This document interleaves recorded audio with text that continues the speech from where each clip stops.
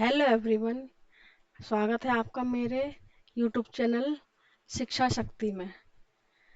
जैसा कि मैंने आपको पिछली अपनी 2 वीडियो में दर्शन शास्त्र का अर्थ और उस दर्शन शास्त्र के कुछ स्कूल के बारे में इंट्रोडक्शन दिया था, मतलब नेमिंग की थी। लेकिन आज मैं आपको दर्शन शास्त्र की शाखाएं के बारे में, ब्रांचेस के बारे में बताऊंगी। तो हमारी दर्शन शास्त्र की शाखाएं हैं 1 2 3 4 5। मेन ब्रांचेज 5 हैं। सबसे पहली ब्रांच है हमारी तत्व मीमांसा, दूसरी ब्रांच है ज्ञान मीमांसा, थर्ड इज मूल्य मीमांसा, फोर्थ तर्क मीमांसा एंड लास्ट सौंदर्य शास्त्र। इसमें भी तत्व मीमांसा की कई शाखाएं हैं, कह सकते हैं इनको उप शाखाएं, जिसमें थियोलॉजी, टेलियोलॉजी, ऑन्टोलॉजी, कॉस्मोलॉजी, कॉस्मोगोनी, ये इसकी सब ब्रांचेज हैं। किसकी? मेटाफिजिक्स की। लेकिन दर्शन शास्त्र की शाखाओं को पढ़ने से पहले हम मीमांसा शब्द का अर्थ पढ़ेंगे, क्योंकि आपने देखा होगा सब में जितनी ब्रांचेज हैं उनमें मीमांसा शब्द मेन है। तो पहले आइए जानते हैं मीमांसा क्या है। जब किसी तथ्य, मैं आपको अपने नोट्स में से बताती हूँ, जब किसी तथ्य का विश्लेषण करते हुए उसकी तर्क सम्मत व्याख्या की जाती है, तब इस कार्य को मीमांसा कहते हैं। अर्थात जब हम कोई फैक्ट लेते हैं, कोई भी स्टेटमेंट, कोई भी तथ्य, उसका जब हम विश्लेषण करते हैं, यानी कि उसके बारे में उसको खोलकर अच्छी तरह से उसको समझते हैं और उसकी तर्क के साथ व्याख्या, यानी कि उसके इसमें इंडक्टिव डिटेक्टिव सबसे पहले क्या आया, उसके बाद क्या आएगा, इसके बाद क्या आएगा, उस तरह से उसकी व्याख्या करी जाए, तब इस कार्य को कहते हैं मीमांसा। आई होप आपको मीमांसा का अर्थ समझ में आया होगा। अब इसके बाद चलते हैं मेटाफिजिक्स के बारे में। तत्व मीमांसा, तत्व मीमांसा क्या होता है? मेटाफिजिक्स 2 शब्दों से मिलकर बना है, मेटा और फिजिक्स। मेटा का अर्थ होता है बियॉन्ड और फिजिक्स का अर्थ होता है नेचर। इस प्रकार मेटाफिजिक्स का अर्थ हुआ प्रकृति से परे। अर्थात प्रकृति से परे क्या है? यह वास्तविकता का विज्ञान है। ये हमारी मेटाफिजिक्स है ना, तत्व में मीमांसा, ये किसी भी तत्व, किसी भी वस्तु, किसी भी स्थिति के वास्तविक पहलू पर विचार करती है कि दुनिया क्या है, ईश्वर क्या है, हम स्वयं क्या हैं, इसके कारण को खोजती है ये। फिर है हमारा ज्ञान मीमांसा। लेकिन उससे पहले मैं आपको इनकी सब ब्रांचेस के बारे में बताती हूँ। सबसे पहला है हमारा तत्व मीमांसा का थियोलॉजी, यानी कि धर्मशास्त्र। अब आप कहेंगे दर्शन शास्त्र में धर्मशास्त्र का क्या काम है? लेकिन आप ये बात शायद ना जानते हो कि जो दर्शन शास्त्र है हमारे सारे सब्जेक्टों की जननी है, क्योंकि दर्शन शास्त्र ही हमें जो हमारा प्रेजेंट का, जो हमारा जो चल रहा होता है उसके बारे में हमें सारा ज्ञान करवाता है, और उसकी नींव के आधार पर ही हमारी आगे की इमारत, हमारे जो सब्जेक्ट हैं कि हमें अपने स्कूलों में, कॉलेजों में क्या सब्जेक्ट लगाने हैं, हमें बच्चों को क्या सिखाना चाहिए, वो सारा दर्शन शास्त्र के द्वारा ही पता चलता है। तो आइए जानते हैं इसके थियोलॉजी के बारे में। धर्मशास्त्र परमात्मा, प्रकृति का, धार्मिक विश्वास का अधिक व्यापक रूप से व्यवस्थित अध्ययन है।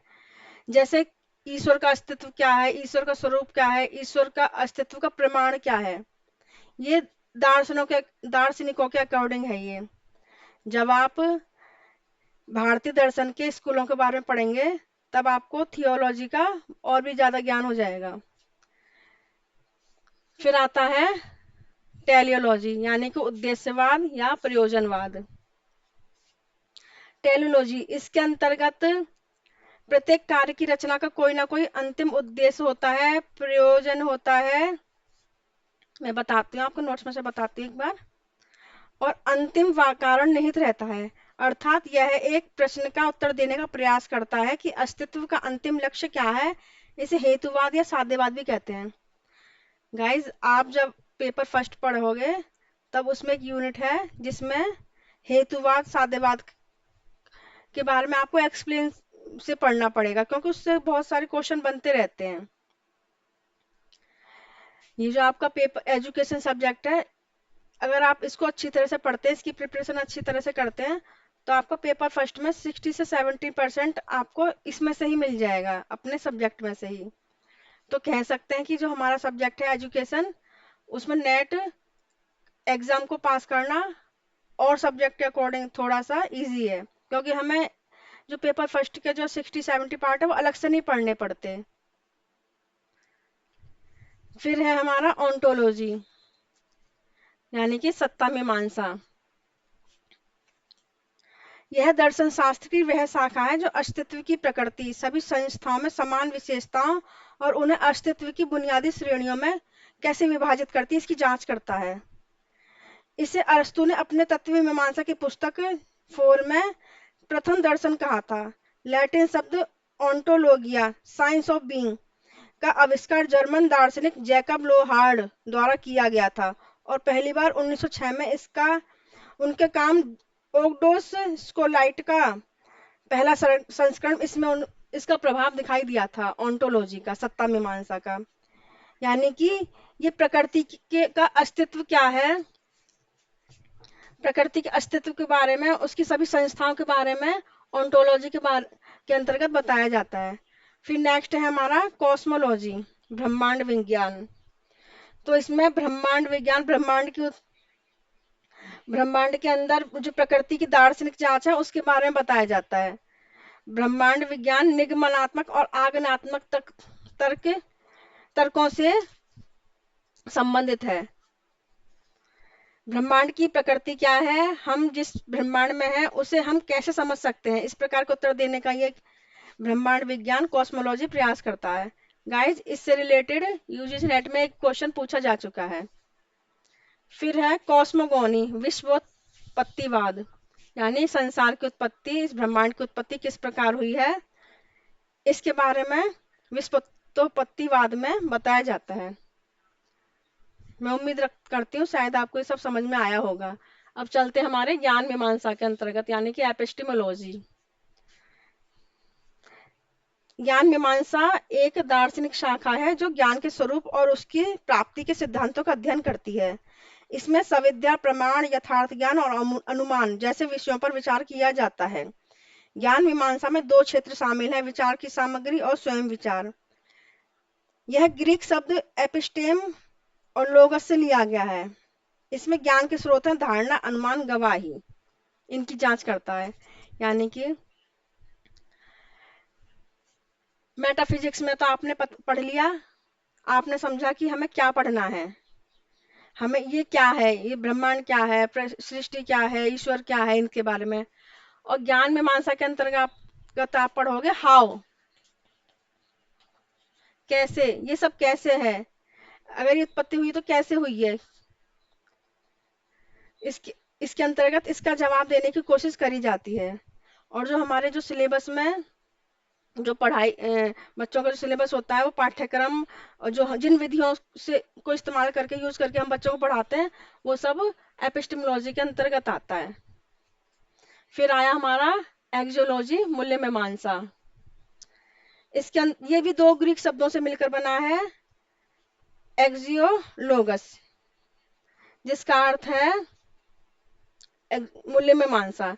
इसमें ये प्रश्न पूछता है कि मूल्य कहाँ से आते हैं, हम कैसे जाने कि हम क्या मूल्यवान है, मूल्यों और ज्ञान के बीच क्या संबंध है, मूल्यों से किसे लाभ होता है आदि। मूल्य मीमांसा मुख्य रूप से ज्ञान के भावात्मक क्षेत्र से संबंधित है। यानी कि जो हमारे जो मूल्य होते हैं, एथिक्स, हमें ये काम करना चाहिए या फिर ये कार्य नहीं करना चाहिए, ये कार्य करना चाहिए तो क्यों करना चाहिए, इससे किसी को ठेस तो नहीं पहुंचेगी, किसी को नुकसान तो नहीं होगा, ये सब इसके मूल्य मीमांसा के अंतर्गत आते हैं। फिर आता है तर्क, लॉजिक। इसके अंतर्गत ये दर्शन की वो शाखा है जो सोच से संबंधित है। यह इस बात से संबंधित है कि कोई व्यक्ति किस प्रकार अपनी सोच को व्यवस्थित और अनुक्रमित करता है, यानी हमें अपनी बात रखनी है, ठीक है, तो हम उसको कितने सबूतों के साथ, कितने एविडेंस के साथ, कितने तर्क के साथ और किस प्रकार व्यवस्थित करके दूसरे के सामने रख सकते हैं ताकि सामने वाला हमारी बात को समझ सके और हमारी बात को मान सके।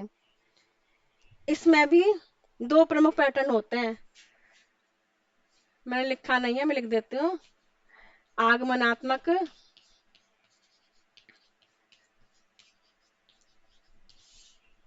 और सेकंड निगमनात्मक।